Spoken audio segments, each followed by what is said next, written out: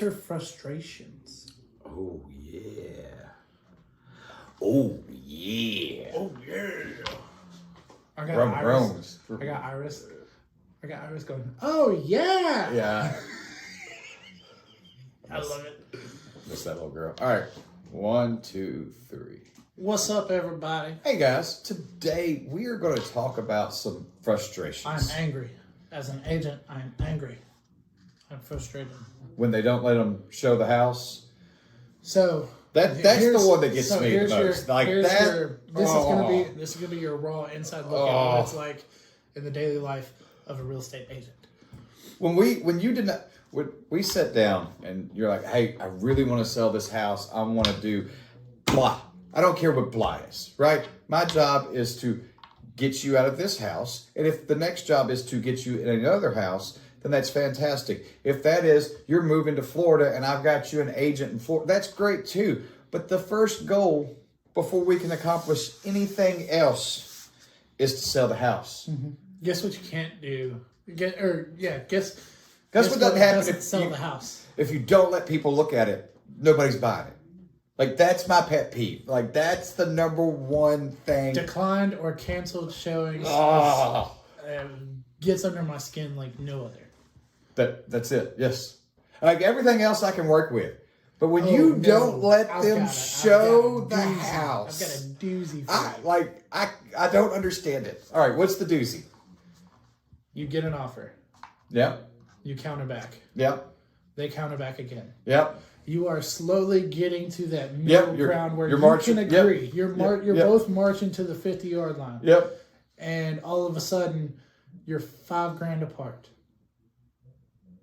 And nobody wants to budge. Nobody will budge. It's $5,000. Meet in the middle one more time. It's $5,000, but you're only taking $2,500 of that hit. They're only taking $2,500 of that hit. Move one more time. Yeah. And it's done. Now, listen. I have dealt with people that if it's $1 off, they don't care. They're not gonna do it. Wow. And so I understand that because you want what you want. And I get that. When you don't let anybody look at the property, I can't sell it. I just can't. All right, I got a banger for you. All right. Currently dealing with this. Okay. Selling their place. They're buying their next one. We list 3 or 4 weeks. They found the one they want. We put in the offer, contingent upon the sale of their home. Get it under contract. Get all that situated. Now we need to start lowering this price. Now we've got to start focusing on this price. Yeah. Well, we're as low as we can go. No. There's a little bit more. There's a little bit more. I promise. So we need to do that. What's keeping it from selling? Well, comps say that it should sell for what we've got it listed at. But here's the problem. External factors that you nor I can control. Yeah. Guess what? The lot next door to you is trashy. Yeah, nobody wants to be there because I'm sorry, I can't help that. Or the bedrooms are upstairs. Or you're sitting right on the main road. Yes. I'm sorry, I can't help you with that. Or they're doing construction on the side of your house. Are they in? For example, it's a property that is they're going to be able to connect to natural gas. Wonderful. Great. They're expanding the gas lines. Yeah. In their side yard. Oh. So anybody that goes and looks at it, that's what they see right now. They see big construction equipment and the orange fencing. Yeah. It's ugly right now. Yeah, that's erosion fencing. But you'll figure it out. With holes in it. I've never understood. But trying to get people to understand, hey, that's not going to be there long term, and you'll have natural gas available. They don't see it that way. No. So when they go to look at it, all they see is an eyesore. I'm right next to. Yeah. Yeah, an eyesore. That's part of a problem when you're selling in a new subdivision with new construction, and maybe these people bought in the beginning, and now they're like, hey, I don't want to be here anymore. Mm-hmm. Those things bite you in those. Especially with neighborhoods who start building from the back to the front. Yeah, because then you got to drive through all the new construction, which is kind of smart. I get it because one, you're working your way out of the subdivision. Mm-hmm. Two, anybody that's coming to see anybody that already lives in said subdivision, has to drive through all the new constructions, yeah. so that they're like, oh, look, it's kind of like when you go to the car lot. We could go live next to so and so. Yeah, it's kind of like when you go to the car lot. The used section is off to its own side, but you got to kind of drive through all the new ones. Yeah, same concept. Let's see here. Here's a really big one for me. When I am extremely responsive, extremely, Punctual, communicative for not only with my people, but also the other side. But that is not reciprocated. yes. I understand you have timelines and deadlines and response dates that you can adhere to. Yeah. But if we're over here, you give us your response or your initial, and then we respond within a couple hours. But that's agent to agent, so that It's still a frustration. No, I understand. Sometimes we just work with crappy agents. They're out there. They exist. It happens. So that's why picking the right agent to me is important. Super important. Yeah. So I had a seller actually ask me that not long ago. He was like, why can't these guys give some sort of a timely response? I'm like, well, we did give them 24 hours. So they're going to use every bit of it. He's like, but they're going to wait till they're going to wait till the 24th hour. I was like, I understand it's frustrating because we are upfront, communicative, and quick. Yeah. They don't have to be. They don't have to be. And it is what it is. Is it frustrating at times? Absolutely. Yes. Is there anything we can do about it? Absolutely not. No. It is what it is. Yep. Let's see here.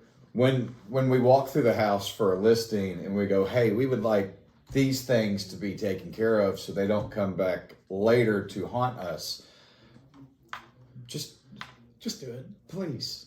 We're not going to give you anything stupid expensive or stupid hard. Or when I go, hey, the comps suggest value to be here. And then they go, 50 grand over. Yes. And I'm like, no. That's no. Listen. I can understand and respect. I'll go 10, maybe 15 if you're lucky. But I'm not here to worry about your feelings. I'm here to show you the facts and the homework that I provided that states this is where we should be. No. It's really simple. Would you like to sell their house for the most money possible? Of course. Guess what? So do I. So does any other agent out there. You know why? Because that gets us more money. So if we can sell it for the most money in a timely manner, that's what we're going to choose to do. So when we're like, hey, we think value should be X, and then you're like, no, we're going to go all the way back over to here and do A squared. That shouldn't have happened. But anyways. R.I.P. to a good one. Yeah. All the way over here on a different alphabet. Trust us. I promise you. If your house would appraise for $1 million, we want to sell it for $1 million. Ideally. But guess what? The homework that we do shows that it's not going to appraise for $1 million. No. Now, granted, $750,000. Will you find an agent who will ask you how much you want for your house? And when you tell them, they'll be like, yeah, I think we can do that. Yes, of course you will. Guess what? They just want to be able to stick a sign in your yard and use it for advertising. They're not actually trying to sell your house. If they were actually trying to sell your house, they'd be upfront and honest and show you and say, hey, that's not going to work. Here's why. Yep. Don't need to do it. Yep. Have you turned down a listing because they wouldn't agree to list at a price that was I've told people that we didn't need to continue on because they're not listening and bringing the price down. It is what it is. At some point, I realize you're not listening to me. Do I want to lose business? No. No. Am I going to sacrifice the headache and the money that I put into it for it to not sell? For it not to sell and me get zero ROI? Right. No. Plus the headache. Ridiculous. All right. Anything else? I think that's it. All right. I feel better. Even if 10 people watch this, we feel better. That's all that matters. That's just a nice. All right. Me and my team would love to help you. Yeah. We will They sell help the you. crap out of some houses. We do. So does JD and his team. We'd both love to help you find your way home. Give us a call. Either one of us. Yeah. Home We'll steer you. specialists, young hungry. There you go. We'll steer you in the right direction. Yeah. All right.